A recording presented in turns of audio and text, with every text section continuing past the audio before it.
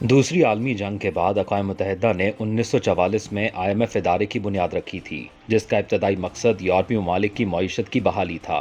उसके बाद दायरा कार वसी हुआ तो इसका मकसद मुआशी अदम इस्तेहकाम के शिकार ममालिक की मदद करना हो गया, चाहे उनका ताल्लुक दुनिया के किसी खित्ते से भी हो।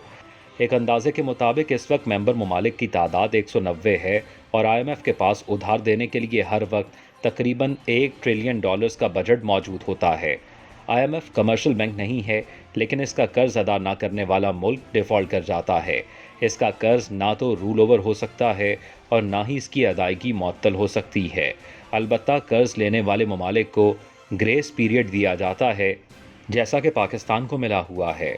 पाकिस्तान ने 2014 से 2016 में तकरीबन $6.7 अरब का जो प्रोग्राम मुकम्मल किया था, उसका ग्रेड पीरियड अगले साल ख़त्म हो जाएगा और पाकिस्तान को हर साल तकरीबन $1 अरब IMF को कर्ज बमासूद वापस करना होगा।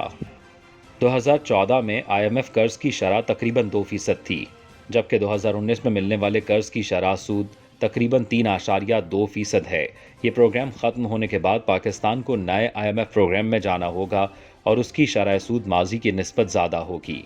IMF का मकसद अदायगियों के तवाज़ुन को बरकरार रखने के लिए मुल्कों की मदद करना है, जबकि वर्ल्ड बैंक और एशियन डेवलपमेंट बैंक का मकसद तरक्की पजीर ममालिक में तरक्याती मंसूबे लगाने के लिए फ़ंड्स मुहैया करना है। तीनों इदारे अक़वाम मुत्तहिदा के कायम किए हुए हैं, लेकिन ये इदारे मुफ्त में कर्ज नहीं देते। वर्ल्ड बैंक और एशियन डेवलपमेंट बैंक कम शरह सूद पर कर्ज देते हैं, जबकि IMF की शरह सूद दोनों बैंकों से ज़्यादा और कमर्शियल बैंकों से कम होती है। IMF अपने मुनाफे में से मेंबर ममालिक को हिस्सा नहीं देता, बल्कि मुनाफे की रकम से महफूज सरमायाकारी की जाती है। IMF के SOPs के मुताबिक इंतहाई कम आमदन वाले ममालिक को ज़ीरो रेट पर भी कर्ज दिए जा सकते हैं, लेकिन वो छोटे कर्जे होते हैं। IMF का मकसद मुनाफा कमाना नहीं, बल्कि कमज़ोर मुआशी ममालिक की मदद करना है। उसके पास अपना कोई फंड नहीं होता, सब कुछ डोनर ममालिक ने दिया होता है और अमेरिका का शेयर सबसे ज़्यादा है। IMF का मकसद कर्ज देने से ज़्यादा मईशत ठीक करने के लिए इस्लाहात नाफिज करवाना है। जब तमाम बैंक्स और इदारे कर्ज देने से माजत कर लेते हैं तो IMF कर्ज देता है, लेकिन उसके साथ आमदन बढ़ाने के लिए इक़दाम भी करवाता है। वो कर्ज उसी सूरत में देता है जब कोई मुल्क उसे वापस करने की सलाहियत रखने के काबिल हो जाता है। ज़रूरतमंद ममालिक खुद IMF के पास जाते हैं, IMF किसी को बुलाता नहीं है। पाकिस्तान जैसे ममालिक के लिए IMF एक नेमत है। इसकी वजह से मुल्की आमदन बढ़ रही है।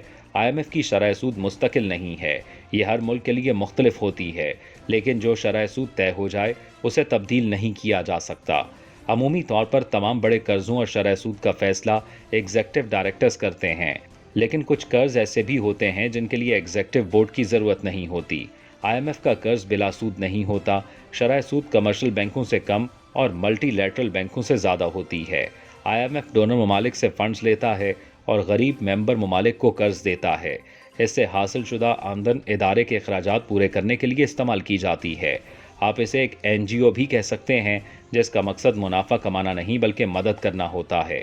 अमूमी तौर पर NGOs भी इतने ही शरह सूद पर कर्ज देती हैं जिससे सिर्फ इदारे के अखराजात पूरे हो सकें।